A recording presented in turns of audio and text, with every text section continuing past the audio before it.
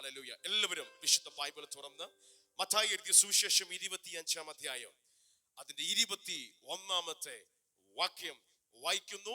എല്ലാ പ്രിയപ്പെട്ടവരും ശ്രദ്ധിക്കുക.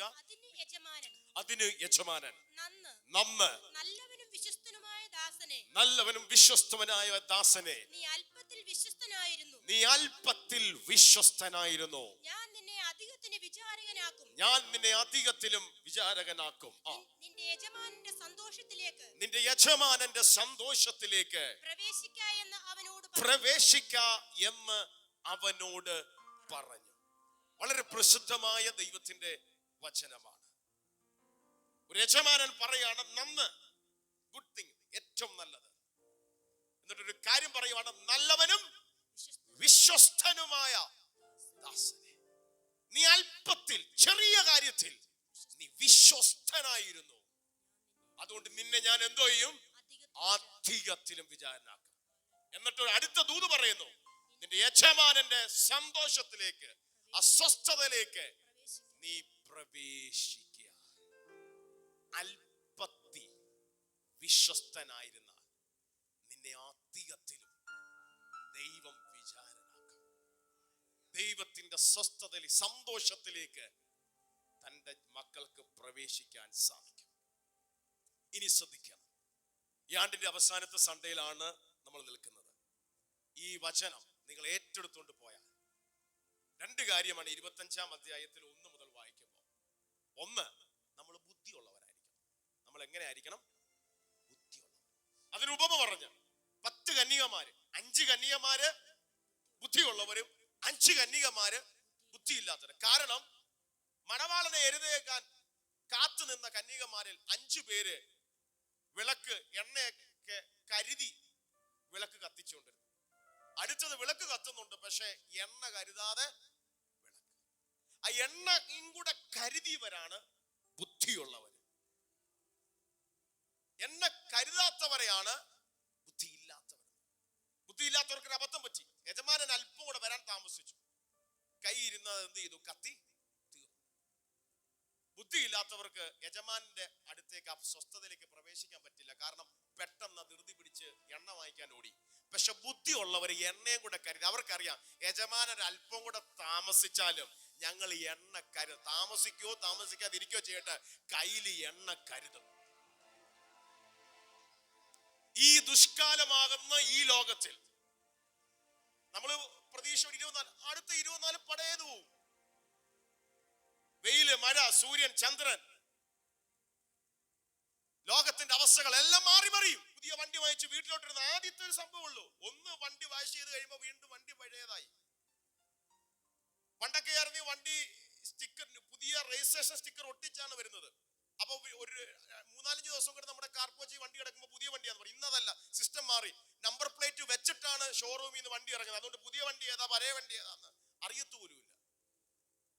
അപ്പൊ ലോകത്തിലെല്ലാം പുതുക്കമെന്ന് തോന്നുന്ന നിമിഷ നേരം കൊണ്ട് മാറി മറിയും.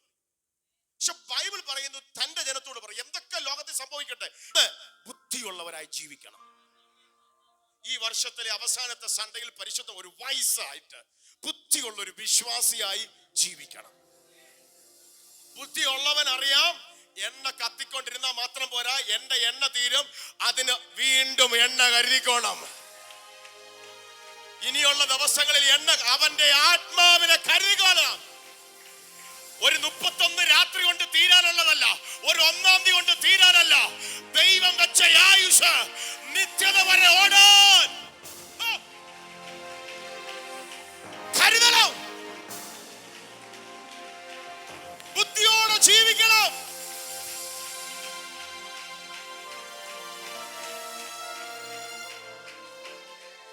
ആമേൻ.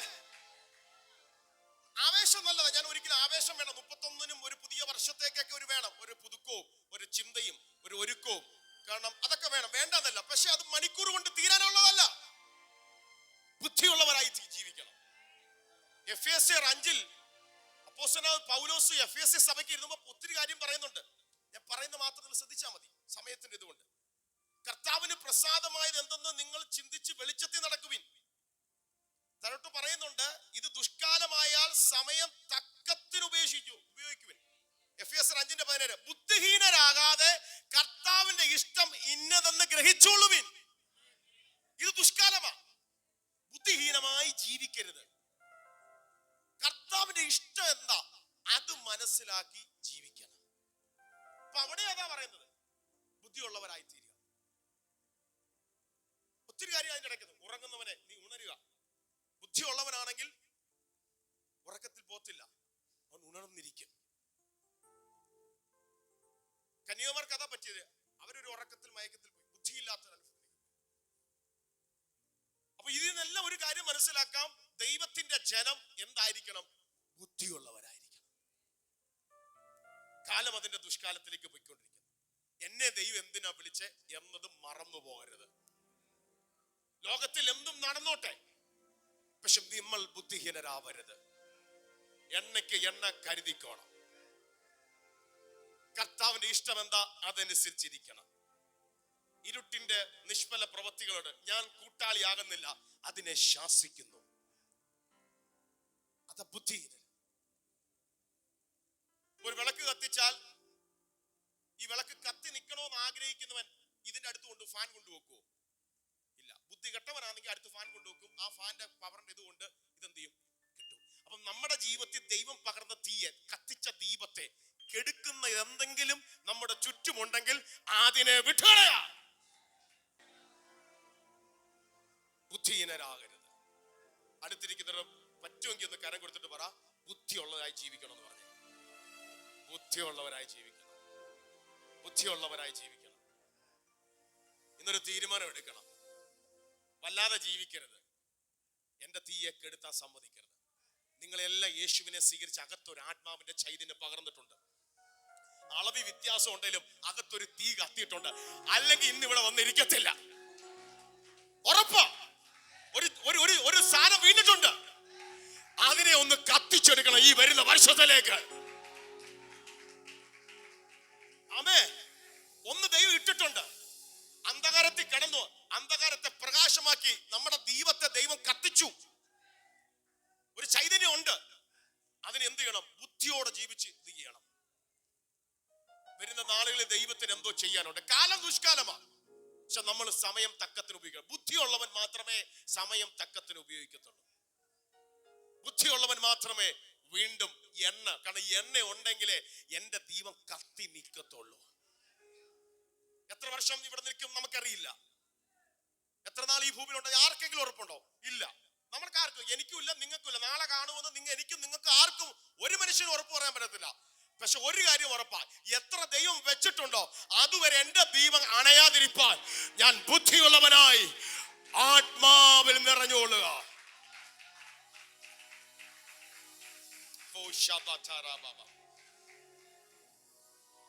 ഒന്ന് ബുദ്ധിയുള്ളവരായി. അതാണ് ബുദ്ധിയുള്ള കന്യകമാരെ കുറിച്ച് പറഞ്ഞത്. അതുകൊണ്ട് ആ ബുദ്ധിയുള്ള കന്യകമാർക്കും ആ യജമാനന്റെ സ്വസ്ഥതയിൽ മണിയറയിലേക്ക് പ്രവേശിക്കാൻ പറ്റി.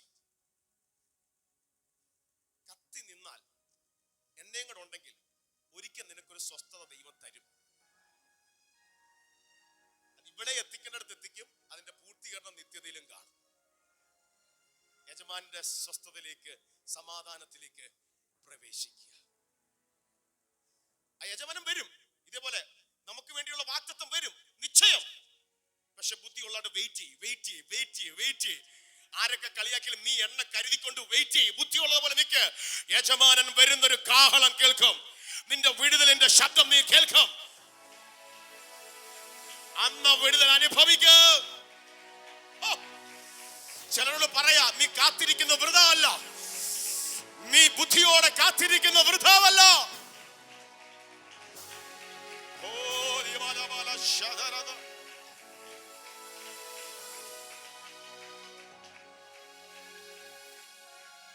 അത് കഴിഞ്ഞതിന് ശേഷം കർത്താവ് പറയുന്ന രണ്ടാമത്തെ ഒന്ന് അടുത്തതാണ് വിശ്വസ്തരായിരിക്കുക. അവരൊക്കെ പറഞ്ഞ വിശ്വസ്തരായിരിക്കാം. ഒന്ന് ബുദ്ധിയുള്ള വയസ്സായിരിക്കാം. രണ്ട് വിശ്വസ്തർ, ഫെയ്ത്ത്ഫുൾ, വിശ്വസ്തരായി. അവരൊക്കെ പറഞ്ഞ വിശ്വസ്തരായിരിക്കാം. ജീവിതത്തിന്റെ അനുഗ്രഹത്തിന്റെ താക്കോലുകളാ. ഒന്ന് ബുദ്ധിയുള്ളവരായിരിക്കാം. ദൈവജനം വിശ്വസ്തരായിരിക്കാം. ഇനി 13 തൊട്ട് 25-13 നമ്മൾ ഇപ്പൊ വായിച്ച ദൂതിലേക്ക് വരാൻ പോവാം. 13 തൊട്ടൊന്ന് വായിച്ചേ. ആകയാൽ നാളും നാഴികയും നിങ്ങൾ അറിയായക കൊണ്ട് ഉണർന്നിരിപ്പീൻ. ഓക്കേ, 14 തൊട്ട് വായിച്ചാൽ. ഒരു മനുഷ്യൻ. ഇനി എല്ലാവരും ശ്രദ്ധിച്ചോണം. നമ്മൾ വായിച്ച വചനത്തിന്റെ മർമ്മം പറയാണ്. ഒരു മനുഷ്യൻ പരദേശത്ത് പോകുമ്പോൾ ദാസന്മാരെ വിളിച്ചു. ഒരു മനുഷ്യൻ, ഒരു യജമാനനാ, താൻ തൽക്കാലത്തേക്ക് വേറൊരു ദേശത്തേക്ക് പോവാ. ദാസന്മാരെ എല്ലാം വിളിച്ച് തന്റെ സമ്പത്ത് അവരെ ഏൽപ്പിച്ചു. തനിക്കുള്ള സമ്പത്ത് എന്ത് ചെയ്തു? നമ്മൾ ദൂരെ എവിടെയെങ്കിലും പോകുമ്പോ ഏൽപ്പിക്കത്തില്ല. എന്റെ ഇതൊന്ന് നോക്കിക്കോണേ, ചാവി ഇത് നോക്കിക്കോണേ, ഞങ്ങൾ 3 മാസത്തേക്കില്ല വിദേശത്ത് പോവാ, മക്കളുടെ അടുത്തേക്ക് പോവുക, അല്ലെ UK പോവുക, 3-4 മാസം കഴിഞ്ഞേ വരത്തുള്ളൂ. ബന്ധുവിനെയോ പ്രിയപ്പെട്ടവരെയോ സ്നേഹിതരെയോ ചാവി ഏൽപ്പിച്ച്, അല്ലെങ്കിൽ കുറച്ച് കാര്യം കൂടെ ഏൽപ്പിച്ച്, ഇതൊക്കെ അടയ്ക്കാനുള്ള ബില്ലിന്റെ കാശ് ഏൽപ്പിച്ച് എന്ന് പറയുന്ന പോലെ തന്നെ പരദേശത്തേക്ക് പോയപ്പോ ദാസന്മാരെ വിളിച്ച് തന്റെ സമ്പത്ത് അവരെ ഏൽപ്പിച്ചു. ഇനി ശ്രദ്ധിച്ചോണം. ഇത് ഒരാളെ അല്ല ഏൽപ്പിച്ചത്, വ്യത്യസ്തമായ പലരെ ഏൽപ്പിച്ചു. ഒരാളെ അല്ല ഏൽപ്പിച്ചത്, പലരെ ഏൽപ്പിച്ചു. ശ്രദ്ധിച്ചു. ഒരുവന് 2, ഒരുവന് 1, ഇങ്ങനെ ഓരോരുത്തരും അവനവന്റെ പ്രാപ്തി പോലെ കൊടുത്തു. അവന് പറ്റുന്ന രീതിയിൽ പ്രാപ്തിക്കനുസരിച്ച്, കഴിവനുസരിച്ച് ഹാൻഡിൽ ചെയ്യാൻ പറ്റുമെന്ന് മനസ്സിലാക്കുന്നതനുസരിച്ച് ചിലർക്ക് ഒരാൾക്ക് എന്ത് കൊടുത്തു? 5 താലന്ത് കൊടുത്തു. വേറൊരാൾക്ക് 2 താലന്ത്, വേറൊരാൾക്ക് 1. അപ്പൊ നമ്മൾ ചിന്തിക്കും 5 രൂപ കൊടുത്തു, 2 രൂപ കൊടുത്തു, 1 രൂപ കൊടുത്തു. അങ്ങനല്ല. അന്നത്തെ കണക്കനുസരിച്ച് വരുമ്പോ അത് നീണ്ട, അതിൽ ഒരു താലന്ത് എന്ന് പറയുമ്പോൾ തന്നെ ഒരു കണക്ക് പറയുന്ന നീണ്ട, അന്നത്തെ കാലത്ത് ഒരു 10-20 വർഷം ജോലി ചെയ്ത് ഒരു മനുഷ്യൻ ഉണ്ടാക്കുന്ന കാശിന്റെ സമ്പാദ്യം തന്നെയാണ് ഒരു താലന്ത് എന്ന് പറയുന്നത്. അന്നത്തെ ഒരു കണക്ക് വെച്ചാണ്, ഏകദേശമാണ് ഈ കണക്കെല്ലാം പറയുന്നത്. അപ്പം 5ഉം 2ഉം 1 എന്നൊക്കെ പറഞ്ഞാൽ നല്ലൊരു എമൗണ്ടാ അന്നത്തെ ലെവൽ അനുസരിച്ച്. 5 കൊടുത്തു, 2 കൊടുത്തു, 1 ഹാൻഡിൽ ചെയ്യാൻ പറ്റുന്ന കപ്പാസിറ്റിക്ക് അനുസരിച്ച് അവര് 1 കൊടുത്തു. ഇനി ശ്രദ്ധിച്ചോ. പ്രാപ്തി പോലെ കൊടുത്തു, യാത്ര പുറപ്പെട്ടു. 5 താലന്ത് ലഭിച്ചവൻ, ഈ 5 കിട്ടിയവൻ എന്ത് ചെയ്തു? ഉടനെ ചെന്ന് വ്യാപാരം ചെയ്തു, വേറെ 5 താലന്ത് സമ്പാദിച്ചു. 5 കിട്ടിയവൻ എന്ത് ചെയ്തു? അതിനെ എന്ത് ചെയ്തു? വ്യാപാരം ചെയ്തു. ബുദ്ധിയുള്ളവനായിരുന്നു, അപ്പൊ തന്നെ വിശ്വസ്തനുമായിരുന്നു. 5ഉം കൂടെ എടുത്ത് എന്ത് ചെയ്തു?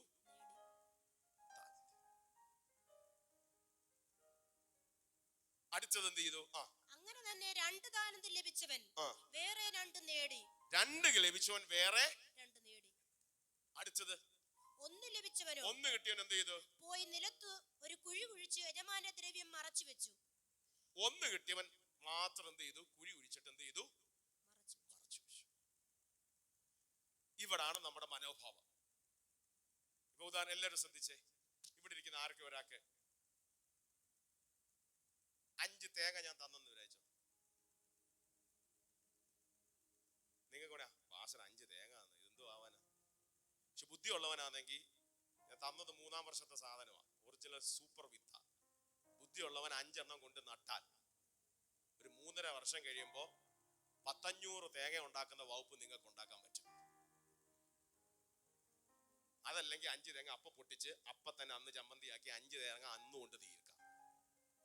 അതേ 5 തേങ്ങ കൊണ്ട് നട്ട് വിത്താക്കിയ 3 വർഷം കഴിയുമ്പോൾ 500 എണ്ണം കൊലയ്ക്കുന്ന സംഭവം ഇത് തന്നെയാ സംഭവം.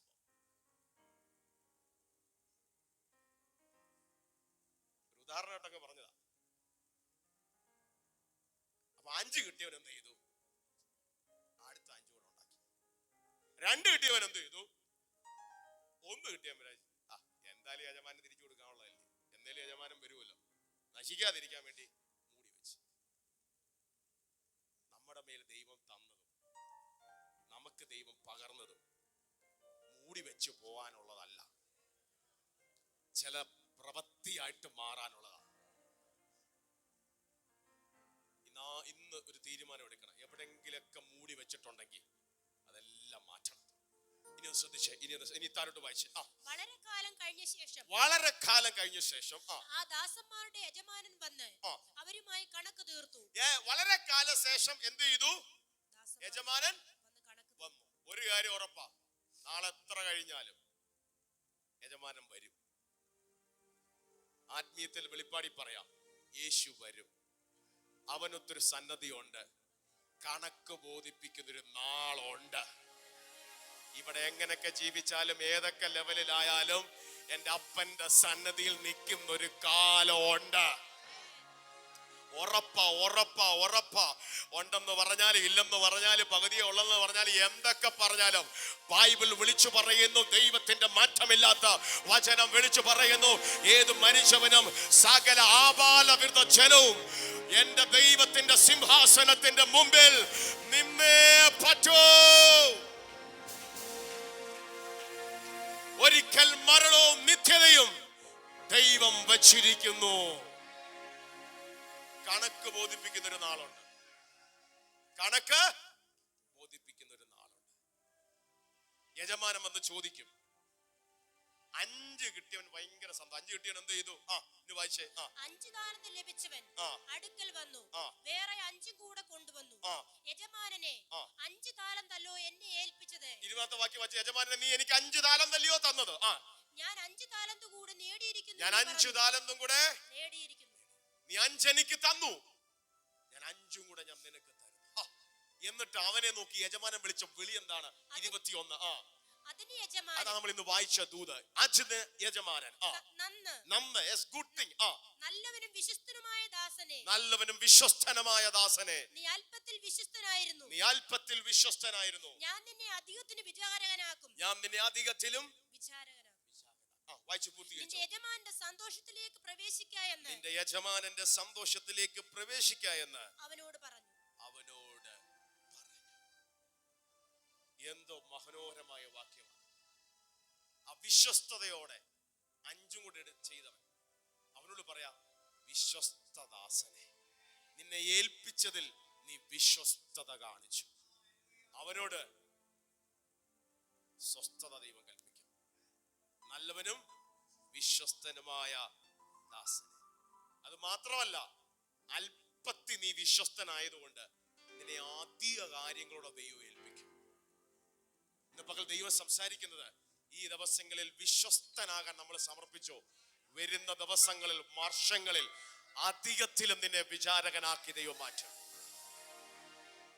ഇനി ഒന്ന് ശ്രദ്ധിച്ച്, ഇനി ഒരു 10-15 മിനിറ്റ്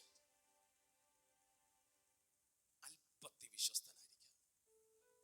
ദൈവം നമുക്ക് ഓരോന്ന് ഏൽപ്പിച്ചിട്ടുണ്ട്. ഇപ്പൊ ചോദിക്കും, പാസ്റ്റർ എനിക്കൊന്നും ഇല്ല. ഒന്ന്, ദൈവസന്നിധി വന്നു, ദൈവ കുടുംബത്തിൽ വന്നു, ദൈവത്തോടുള്ള ബന്ധത്തിൽ വിശ്വസ്തനായിരിക്കാം. നമ്മളൊന്ന് ചിന്തിച്ചു നോക്കി, കഴിഞ്ഞ ഈ ഒരു വർഷം വിശ്വസിക്കാൻ പറ്റും? ആത്മാവ് ഉത്തേജിപ്പിച്ചിട്ട് പ്രാർത്ഥിച്ചു, ദൈവം സാഹചര്യങ്ങൾ തന്നിട്ടും നമുക്ക് ദൈവസന്നിധിയിൽ പറ്റിയോ? ഒന്ന് ആലോചിച്ച് നോക്കേ. വിശ്വസ്തത കാണിക്കാൻ പറ്റിയോ? ഇത്രത്തോളം ദൈവം സ്നേഹിച്ചു, ദൈവം ഇത്രത്തോളം കൊണ്ടുവന്നു, ദൈവമായിട്ടുള്ള ബന്ധത്തിൽ നമുക്ക് വിശ്വസ്തത പറ്റിയോ? അല്ലെങ്കിൽ ദൈവം നമ്മെ ആക്കി വെച്ച ജോലി, സ്ഥലം, ഈ മണ്ഡലങ്ങളിൽ നമുക്ക് വിശ്വസ്തതയാവാൻ പറ്റിയോ? അല്ലെങ്കിൽ ദൈവം നമ്മെ ആക്കി വെച്ച നമ്മുടെ കുടുംബത്തിൽ അപ്പൻ, മക്കൾ, ഭാര്യ, ഭർത്താവ് ഒക്കെ ബന്ധത്തിന്റെ അകത്ത് നമുക്ക് വിശ്വസ്തത പറ്റിയോ? ദൈവം നമുക്ക് എത്രയോ സമയം തന്നു. ഈ 365 ദിവസം ഇൻറ്റു 24 മണിക്കൂർ വെച്ച് എത്ര മണിക്കൂറുകൾ ദൈവം തന്നു. അതിൽ ഏതിന്റെ അകത്തെങ്കിലും വിശ്വസ്തയോടെ ദൈവത്തിന് നമുക്ക് മാറ്റിവെച്ച് ചെയ്യാൻ, പ്രവർത്തിക്കാൻ, പ്രാർത്ഥിക്കാൻ നമുക്ക് പറ്റിയോ? അതോ നമ്മുടെ സമയങ്ങൾ മുഴുവൻ വൃഥാവായ, ബുദ്ധിയില്ലാത്ത ആൾക്കാരെ പോലെ പലതിന്റെ അകത്ത് കുടുങ്ങിക്കിടന്നോ? പലതിലും വെറുതെ നമ്മൾ സമയം കളഞ്ഞോ? ദൈവം തന്ന കുടുംബത്തിൽ, സമ്പത്തിൽ, ആരോഗ്യത്തിൽ, നല്ല കൃപ തന്നില്ലേ, കഴിവ് തന്നില്ലേ, ടാലന്റ് ഇല്ലേ? നമുക്കത് ഉപയോഗിക്കാൻ പറ്റിയോ? ഇപ്പൊ എല്ലാവർക്കും ചിലപ്പോ ചിലർക്കുണ്ട് നല്ല കഴിവുണ്ട്, ഇല്ലെന്ന് ഞാൻ മനസ്സിലാക്കാം, നല്ല സംസാരിക്കാൻ, ചിലരെയൊക്കെ പെട്ടെന്ന് കയ്യിലെടുക്കാൻ ഒക്കെ ഒരു കഴിവ് ദൈവം കൊടുത്തിട്ടുണ്ട്. അത് നല്ലതാണ്. അത് വെച്ച് ദൈവരാജ്യത്തിന്, ദൈവനാമത്തിന് ഒരാളെ ഒന്ന് ആശ്വസിപ്പിക്കാൻ, ഒരാളെ ദൈവ വഴിയിലേക്ക് കൊണ്ടുവരാൻ നമുക്ക് പറ്റിയോ? വിശ്വസ്തയാവാൻ പറ്റിയോ? അയ്യോ എനിക്ക് അത് തന്നില്ല, പോട്ടെ, 1 താലന്തോ 2 താലന്തോ 5 എന്തെങ്കിലും ഒന്നുപോലും ഇല്ലാത്ത ആരുമില്ല. എത്രയോ കാര്യങ്ങൾ നമുക്ക് തന്നു. ഈ ആണ്ടിന്റെ അവസാനത്തെ ഞായറാഴ്ച ഈ 11:45 സമയത്ത് നിങ്ങളുടെ ഉള്ളത്തിൽ നിന്നൊന്ന് ചിന്തിച്ചു നോക്കിയേ, ഫെയ്ത്ത്ഫുൾ ആകാൻ നമുക്ക് പറ്റിയോ? നമ്മുടെ കുടുംബത്തിൽ, നമ്മുടെ ദൈവമായിട്ടുള്ള ബന്ധത്തിൽ, നമ്മുടെ സാമ്പത്തിക മേഖലയിൽ, നമുക്ക് ദൈവം തന്ന ജോലി അല്ലെങ്കിൽ ആയിരുന്ന സ്ഥലത്ത്, നമുക്ക് ദൈവം തന്ന സമയം, നമുക്ക് ദൈവം തന്ന ആ കഴിവുണ്ട്, പറ്റിയോ? പ്രവർത്തിച്ചോ? ഒന്ന് ചിന്തിക്കേ.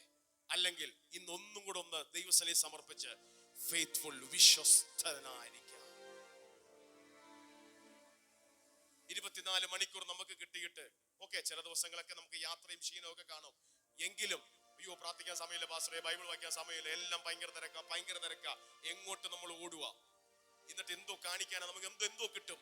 ഒന്ന് ബാക്കി എല്ലാ കാര്യങ്ങളും നടക്കുന്നില്ലേ? ബാക്കി എല്ലാ ബന്ധുവിനോട് സംസാരിക്കാറില്ലേ? എത്ര മണിക്കൂർ ബന്ധുവിനോട് സംസാരിക്കുന്നു? ഏതിനൊക്കെ ആവശ്യമുള്ളത് ആവശ്യമില്ലാത്തതിനൊക്കെ മെസ്സേജുകൾ കൊടുക്കുന്നില്ലേ?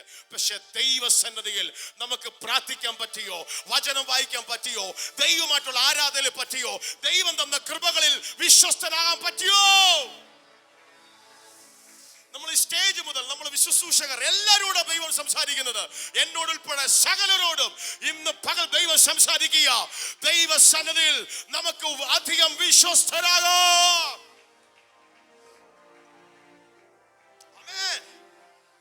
എന്തിനാ വിശ്വസ്തരാകാന്ന് പറഞ്ഞറിയാമോ? നമ്മൾ വിശ്വസ്തരാണെന്ന് ആള് കാണിക്കാനല്ല. എന്റെ ദൈവത്തിന്, എന്റെ യജമാനന് നിന്നെ അധികത്തിലും വിചാരകനാക്കണം. എന്തൊക്കെയോ അധികം നിനക്ക് തരാനുണ്ട് ദൈവത്തിന്. ഇതല്ല നിന്നെ കുറിച്ച് കണ്ടിരിക്കുന്നത്. ചിലതുകൂടെ നിന്റെ കയ്യിൽ ഏൽപ്പിക്കാൻ, ചിലതുകൂടെ നിന്നെ ഏൽപ്പിക്കാൻ ദൈവം കാത്തിരിക്കുന്നു.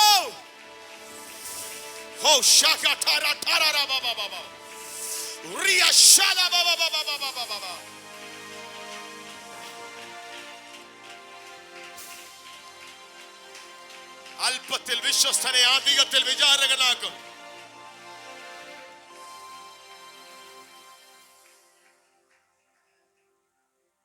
ബൈബിൾ വായിക്കുമ്പോ 5 കിട്ടിയവൻ 10 കൊടുത്തപ്പോഴത്തേക്ക് അതും കൊടുത്ത് എന്ത് ചെയ്തു? ദൈവം വീണ്ടും മടക്കി കൊടുത്തു. ഈ 1 കിട്ടിയവനെ ശാസിച്ചു.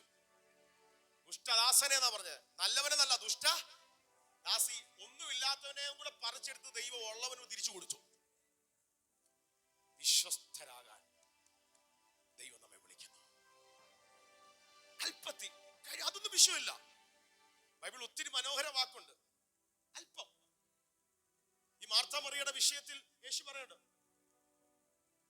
മാർത്തയെ നീ പലതിനെയും ചൊല്ലി എന്തിനാ വിചാരപ്പെടുന്നേ? മറിയെ നോക്കൂ, അല്പമേ വേണ്ടു, അല്ല ഒന്നേ വേണ്ടു. അവള് നല്ല അംശം തിരഞ്ഞെടുത്തു. ഒത്തിനൊന്നും ദൈവം വേണ്ട, ഒരല്പം. വെളിപാട് പുസ്തകത്തിൽ 3-ാം അധ്യായത്തിൽ സഭയോട് ലേഖനം വരുന്നത്, സഭയോട് ദൂത് യോഹന്നാങ്കൽ കൂടെ ദൈവം കൊടുക്കുമ്പോ ഒരു വാക്ക് പറയുന്നുണ്ട്, 3:8, നിന്റെ പ്രവൃത്തി ഞാൻ അറിയുന്നു, ഇതാ ഞാൻ നിന്റെ മുമ്പിൽ ഒരു വാതിൽ തുറന്നു വെച്ചിരിക്കുന്നു, അത് ആർക്കും അടച്ചുകൂടാ. നിനക്ക് അല്പമേ ശക്തി ഉള്ളെങ്കിലും എന്റെ വചനം കാത്തതുകൊണ്ട് നിഷേധിക്കാത്തതുകൊണ്ട് ഞാൻ ഒരു വാതിൽ തുറക്കും. വലിയ ശക്തി, നിനക്ക് അല്പമേ ശക്തി ഉള്ളൂ എങ്കിലും നീ വിശ്വസ്തമായിട്ട് എന്റെ വചനത്തിന് വേണ്ടി നിന്നുകൊണ്ട് സഭയെ നിനക്ക് വേണ്ടി ഞാനൊരു വാതിൽ തുറക്കും. ഇന്ന് പകൽ വിശ്വസ്തയോടെ നിന്നാൽ അല്പമേ ശക്തിയുള്ളതിലും ഒരു ദൂത് പറയാം, വാതിൽ ദൈവം തുറക്കും. വിശ്വസ്തയോടെ നിന്നു തന്റെ സകല വാതിലുകളും വരാൻ പോകുന്ന മാസങ്ങളിൽ ഈ കുടുംബങ്ങളിൽ ഓപ്പൺ ആകട്ടെ.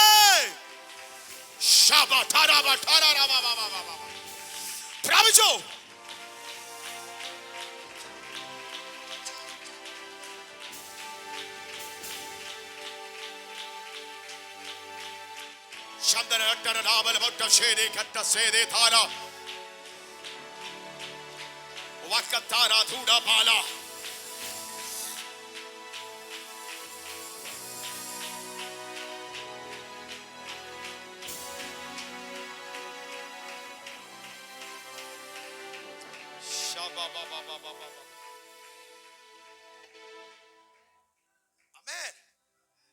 ഒന്ന് രണ്ട് വാക്യം ഒന്ന് ശ്രദ്ധിച്ചേ. സദൃശ്യവാക്യം 28:20. പ്രോവേർബ്സ് 28:20. അത് ഈ ആൾക്കാർ ശ്രദ്ധിക്കാത്ത ഒരു വചനമാണ്. സദൃശ്യവാക്യം 28:20.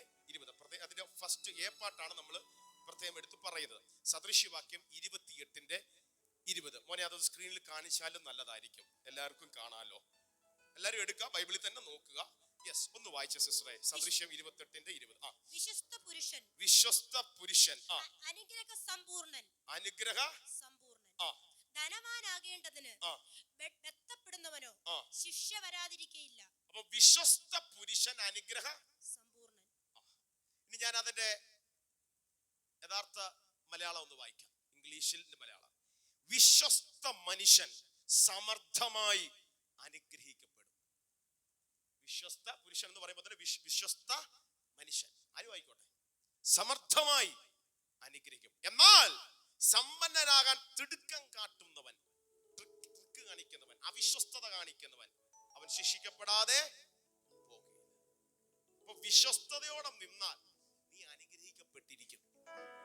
ഇച്ചിരി ലേറ്റ് ആയാലും നീ അനുഗ്രഹ സമ്പൂർണനാ. രണ്ടേ കിട്ടി, രണ്ടേ ഉണ്ടാക്കാൻ പറ്റില്ല, കുഴപ്പമില്ല. വിശ്വസ്തനാണെങ്കിൽ ഇച്ചിരി കഴിഞ്ഞാൽ അധികത്തിലും വിചാരനാക്കുന്നത്. വിശ്വസ്ത മനുഷ്യൻ സമർത്ഥമായി അനുഗ്രഹിക്കപ്പെട്ടിരിക്കും. ഇന്നത്തെ ദൂത ഈ 31-ാം തീയതി വിശ്വസ്തയോടെ ഒന്നോ നിങ്ങൾ അനുഗ്രഹിക്കപ്പെട്ടിരിക്കും. ക്രിസ്തുവിൽ നമ്മൾ അനുഗ്രഹിച്ചു. ആ അനുഗ്രഹം നമ്മുടെ ജീവിതത്തിലേക്ക് വെളിപ്പെടുന്നത്. ദൈവം വേണ്ടതെല്ലാം നമുക്ക് ചെയ്തു വെച്ചു. പക്ഷെ അവിശ്വസ്തരായി നമ്മൾ നിന്നാൽ നമുക്കത് അനുഭവിക്കാൻ പറ്റും. കർത്താവ് നമുക്ക് വേണ്ട എല്ലാം ചെയ്തു വിടുതൽ. ക്രിസ്തുവിൽ സകല അനുഗ്രഹവും നമുക്കുണ്ട്. പക്ഷെ ഇത് നമ്മളിലേക്ക് വരണ്ടേ? ആ വരാനാണ് പറയുന്നത് വിശ്വസ്തരായിരിക്കുക, ഫെയ്ത്ത്ഫുൾനെസ് കാണിക്കുക. വെളിപ്പാട് 2:10, വെളിപ്പാട് പുസ്തകം 2-ാം അധ്യായം 10-ാം വാക്യം. അതും കൂടെ ഒന്ന് കാണിച്ചാൽ നല്ലതായിരുന്നു. Revelation chapter 2 verse 10. നീ സഹിപ്പാനുള്ളത് പേടിക്കേണ്ട. അയ്യോ, നിന്റെ മുമ്പിൽ വരാൻ പോകുന്ന സഹിപ്പാനുള്ളത് കണ്ട് നീ പേടിക്കണ്ട. നിങ്ങളെ പരീക്ഷിക്കേണ്ടതിന് പിശാച് നിങ്ങളിൽ ചിലരെ തടവിലാക്കുവാൻ പോകുന്നു. പരീക്ഷിക്കേണ്ടതിന് പിശാച് ചിലരെ തടവിലാക്കാൻ പോകുന്നു. 10 ദിവസം നിങ്ങൾക്ക് ഉപദ്രവം ഉണ്ടാകും. ഈ ചില ദിവസങ്ങളിൽ ഇച്ചിരി ഉപദ്രവങ്ങളും ബുദ്ധിമുട്ടൊക്കെ ഉണ്ടാവാം. മരണപര്യന്തം വിശ്വസ്തനായിരിക്കുക. പക്ഷെ നീ മരണപര്യന്തം വിശ്വസ്തനായിരിക്കുക. എന്നാൽ ഞാൻ ജീവകിരീടം നിനക്ക് തരും. എന്നാൽ ഞാൻ ജീവകിരീടം നിനക്ക് തരും. സ്നാനപ്പെട്ടു വരുമ്പോൾ തലയിൽ കൈവച്ച് ദൈവദാസൻ അനുഗ്രഹിക്കുന്ന ഒരു വചനം കൂടാ.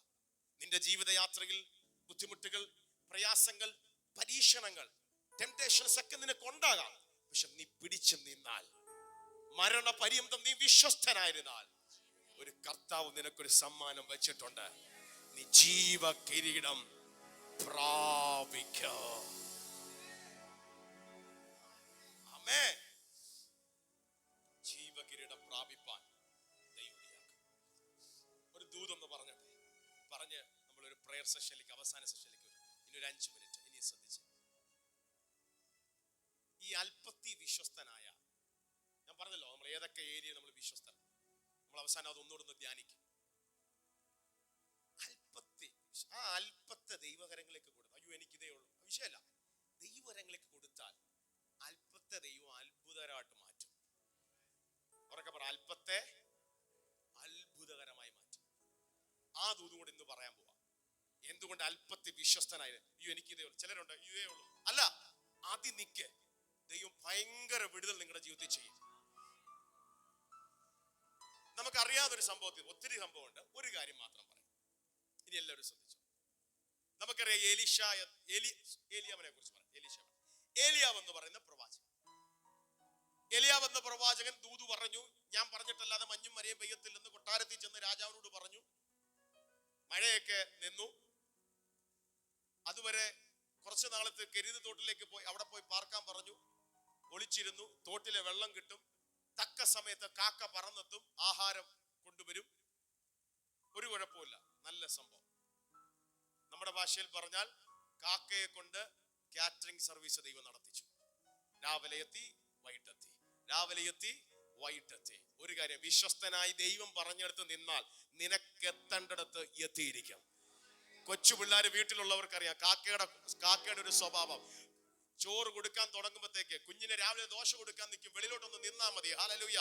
എവിടുന്ന് ഇല്ലാത്ത കാക്കകളെല്ലാം രാവിലെ 7:30 പറന്ന് നമ്മുടെ വീടിന്റെ മുറ്റത്തേക്ക് കുഞ്ഞിന്റെ വായിന്നോ നമ്മൾ അങ്ങോട്ട് വെച്ചിട്ട് വെള്ളം എടുക്കാൻ തിരിയുമ്പോഴോ തട്ടിപ്പറിച്ചുകൊണ്ട് പോകുന്നതാ. ഹല്ലേലൂയ.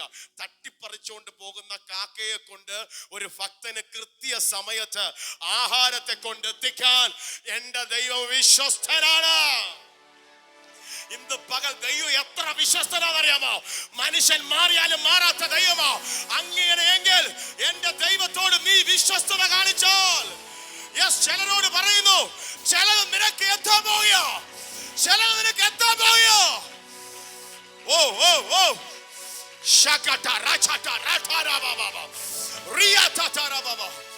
ആരോടോ ദൈവമോ പറയുന്നു, നീ ചിന്തിക്കാത്തിടത്ത് നിനക്ക് വേണ്ടി ചില നന്മകളെ, ദൈവപ്രവൃത്തികളെ എന്റെ ദൈവം കൊണ്ടെത്തിക്കും. പ്രാപിച്ചു. കാരണം അടിച്ചു വിശ്വസിക്കുന്നവർ ആത്മാവിൽ നിറഞ്ഞ്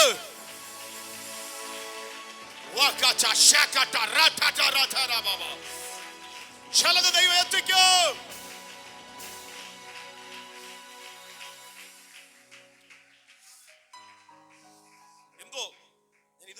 പറയുന്നതല്ല. വിശ്വസ്തനായിട്ട് നീ നിന്നോ. ദൈവം വിശ്വസ്തന. ദൈവത്തിന് തന്റെ സ്വഭാവത്തിൽ, നമ്മൾ ചിലപ്പോൾ അവിശ്വസ്തത കാണിക്കും. ദൈവത്തിന്റെ സ്വഭാവത്തെ ത്യജിക്കാൻ പറ്റില്ല. ദൈവമാ, അവൻ എന്നും വിശ്വസ്തനാ.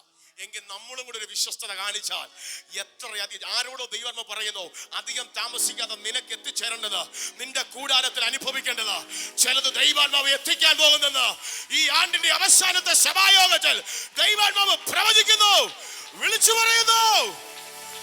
വിശ്വസിക്കുന്നവർ ഏറ്റെടുത്തോ.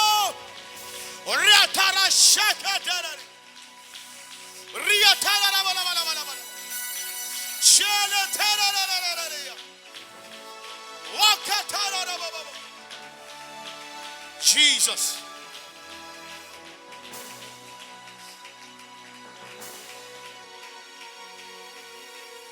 Amen.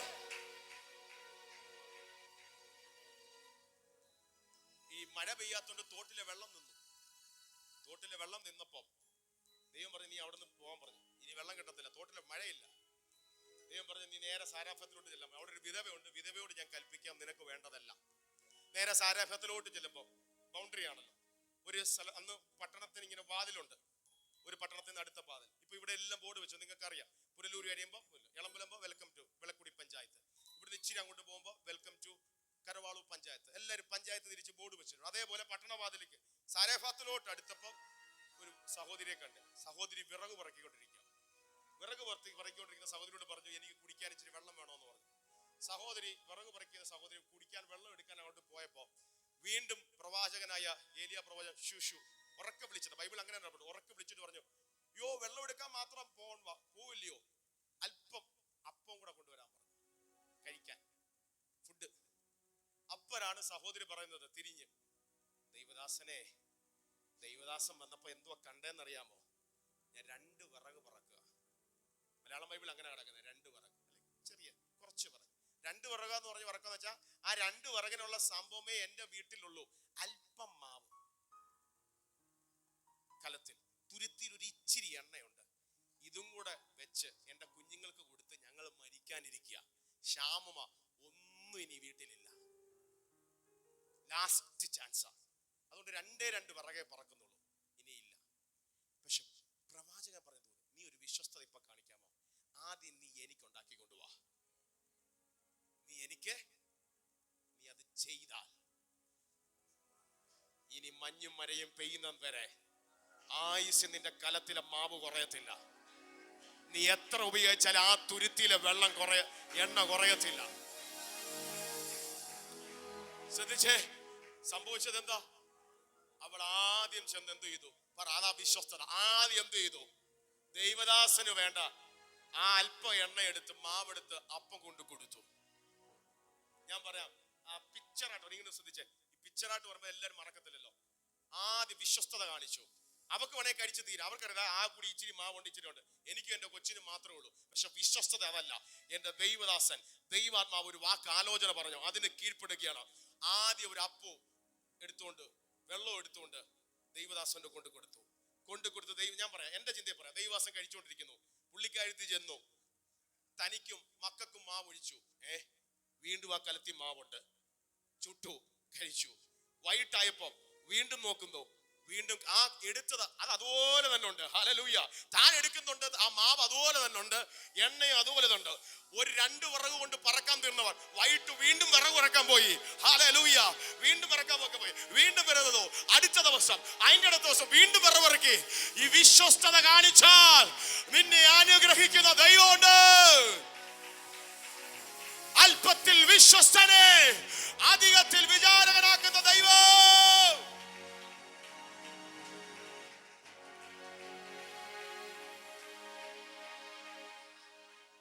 എത്ര പേര് തയ്യാറാണ് നമ്മൾ വിശ്വസ്തയ്ക്ക്? അതുകൊണ്ട് വെളിപ്പാട് പുസ്തകത്തിൽ 22-ാം അധ്യായത്തിൽ കിടപ്പുണ്ട്, അഴുക്ക് ചെയ്യുന്നവൻ അഴുക്കായിക്കോട്ടെ, അനീതി ചെയ്യുന്നവൻ അനീതി ചെയ്യട്ടെ, നീതിമാൻ ഇനി തന്നെ നീതി ചെയ്യട്ടെ, വിശുദ്ധൻ ഇനിയും തന്നെ അതെല്ലാം ചെയ്യേണ്ടത്. വിശ്വസ്തൻ വീണ്ടും അധികം വിശ്വസ്തനാകാം, ബുദ്ധിയുള്ളവൻ വീണ്ടും അധികം ബുദ്ധിയുള്ളവനാ. അഴുക്ക് ചെയ്യുന്നവർ അഴുക്ക് ചെയ്യട്ടെ. ഈ കാലം ദുഷ്കാലമാകാം, വരുന്ന ആണ്ടുകൾ വർഷങ്ങൾ എങ്ങനത്തെയാണെന്നോ നമുക്കാർക്കും അറിയില്ല. എന്തുമായിക്കോട്ടെ, ദൈവം മാറ്റമില്ലാത്തവൻ.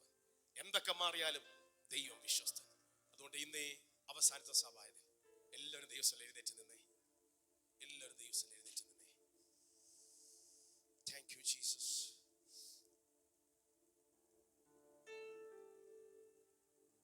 മോനെ വെളിപ്പാട് 22:11-12 എടുത്തേ. സ്ക്രീനിലൊന്ന് കാണിച്ചേ. നിങ്ങൾ എടുക്കണമെന്നില്ല. അത് വെച്ച് നമ്മൾ പ്രാർത്ഥിച്ച് വിശ്വസ്തതയ്ക്ക് വേണ്ടി നമ്മളൊന്ന് സമർപ്പിക്കാൻ പോവുക. മോനെ വെളിപ്പാട് പുസ്തകം 22-ാം അധ്യായം 11-12 ഡിസ്പ്ലേ കാണിക്കണം. യെസ്, എല്ലാവരും ഒന്ന് സ്ക്രീനിലോട്ട് ശ്രദ്ധിച്ചേ. അനീതി ചെയ്യുന്നവൻ ഇനിയും അവൻ ചെയ്തോട്ടെ, അത് പറഞ്ഞോണ്ട് നിങ്ങൾ ഭാരപ്പെടണ്ട. അഴിക്കുള്ളവൻ ഇനിയും അഴിക്കാകട്ടെ. നീതിമാൻ ഇനിയും നീതി ചെയ്യട്ടെ. വിശുദ്ധൻ ഇനിയും തന്നെ ഈ വരുന്ന ദിവസം അങ്ങനെ ചെയ്യട്ടെ. എന്തോ കർത്താവ് വിശ്വസ്തത കാണിച്ച ദൈവം ചിലത് ഓപ്പൺ ആക്കാൻ പോവാ. അമ്മേ, അടുത്ത് 12 കാണിച്ച മോനെ. ഇതാ ഞാൻ വേഗം ഒരു അവന്റെ പ്രവൃത്തിക്ക് തക്കവണ്ണം കൊടുപ്പാൻ പ്രതിഫലം എന്റെ പക്കലുണ്ട്. നമ്മുടെ വിശ്വസ്തത കാണിച്ച് എന്ത് പ്രവൃത്തി ചെയ്യുന്നോ അതിനുള്ള പ്രതിഫലം കൊടുക്കാൻ പക്കലുണ്ട്. എല്ലാ കണ്ണുകളും അടച്ചു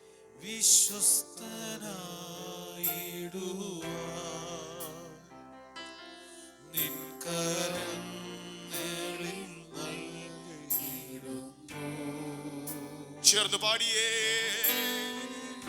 നിൻഹിതം ചെയ്തിടുവാ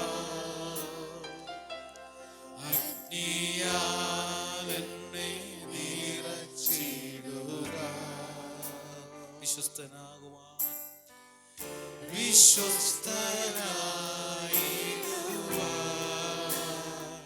അപ്പാ നിൻകരങ്ങളിൽ നൽകിടുന്നു. സമർപ്പിച്ച് നിൻഹിതം ചെയ്തിടുവാ സഭ ഒന്നായി പാടിയേ. അഗ്നിയാൽ എന്നെ നിറച്ചിടുക. എന്നെ വിളിച്ചിടും വേല ചെയ്തിടാം. ലോകമെന്നും നിൻ സാക്ഷിയാ. യെസ്,